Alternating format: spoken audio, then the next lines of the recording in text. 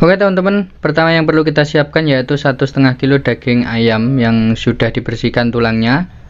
Jangan lupa untuk memilih daging ayam bagian dada, pilihlah daging ayam atau pilih ayam yang besar teman-teman, supaya hasil baksonya lebih padat dan lebih kenyal dan keras.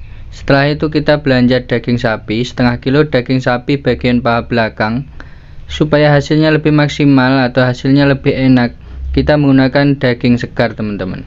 Tapi apabila teman-teman ingin menggunakan daging beku, tidak masalah. Setelah itu kita bawa ke penggilingan, kita giling semua bahan yang sudah kita siapkan tadi.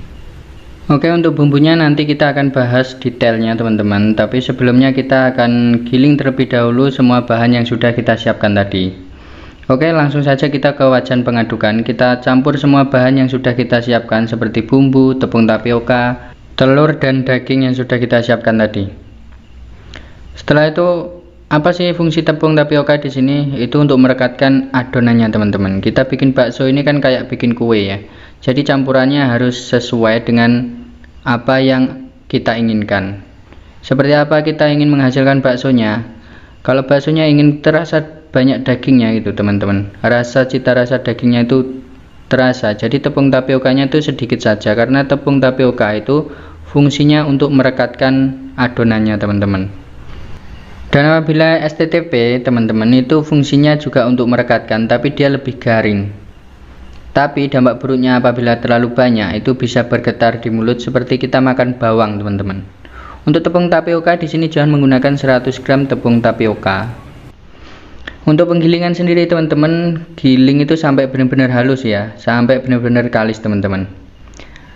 Untuk kadar es batunya kurang lebih 20% dari total daging. Apabila teman-teman menggunakan daging 2 kilo seperti dalam video ini, berarti es batunya kurang lebih 400 gram teman-teman. Giling sampai benar-benar kalis terlebih dahulu, jangan keburu diangkat dari wajan adukan supaya nanti hasil baksonya maksimal, halus dan kenyal teman-teman. Oke, kita giling sampai benar-benar kalis ya.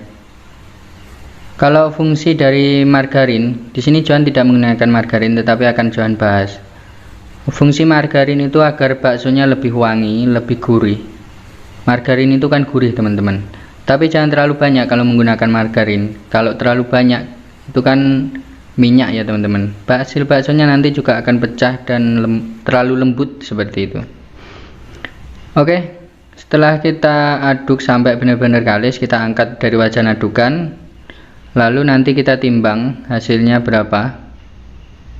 Dari 2 kilo daging tadi menghasilkan 2,5 kg teman-teman. Untuk bumbunya 1,5 sendok makan garam kasar, 4 saset kaldu sapi yang kecil. Teman-teman boleh menggunakan merek apa saja.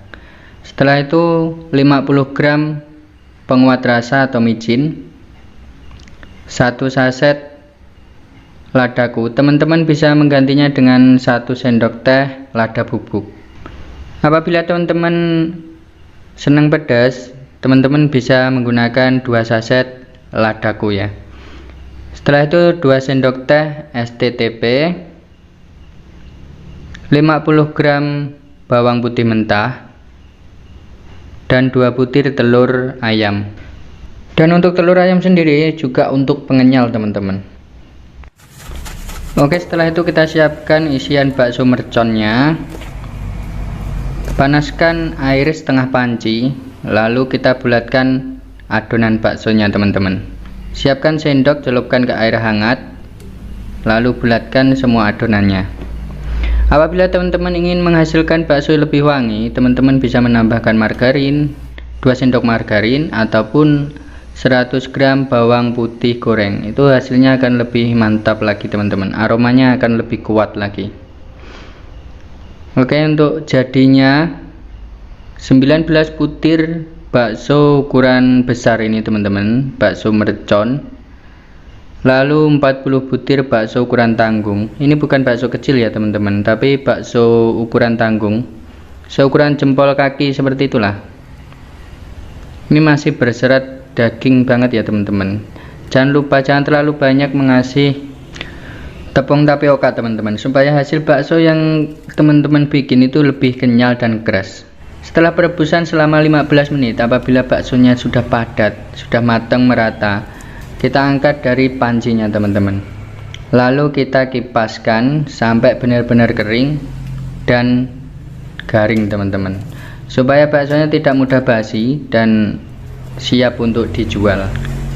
Apabila teman-teman menggunakan resep bakso mix seperti ini teman-teman, Johan sarankan untuk bumbunya itu agak banyak ya teman-teman, supaya cita rasanya itu tetap enak. Oke, untuk tingkat kekenyalannya itu kenyal banget ya teman-teman, seperti ini. Walaupun kita pencet kuat-kuat, dia akan balik ke bentuk semula. Apabila kita menggunakan tepung sedikit itu teman-teman, tidak akan lengket pada pisaunya. Tapi apabila kita menggunakan tepungnya terlalu banyak, itu biasanya lengket pada pisaunya. Gimana teman-teman? Bakso teman-teman itu lengket enggak pada kalau dibelah? Kalau dibelah lengket, berarti kebanyakan tepungnya teman-teman. Apabila terlalu banyak tepungnya, selain lengket pada pisaunya teman-teman, itu biasanya menyisakan noda pada pisaunya teman-teman, atau tepungnya itu tersisa pada pisaunya seperti itu.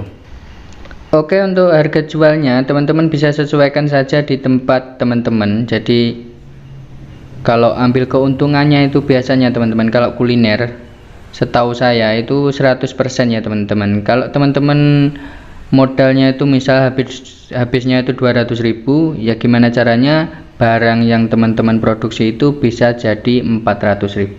Biasanya seperti itu teman-teman kalau kuliner. Oke, semoga video ini bermanfaat. See you in the next video. Wassalamualaikum warahmatullahi wabarakatuh.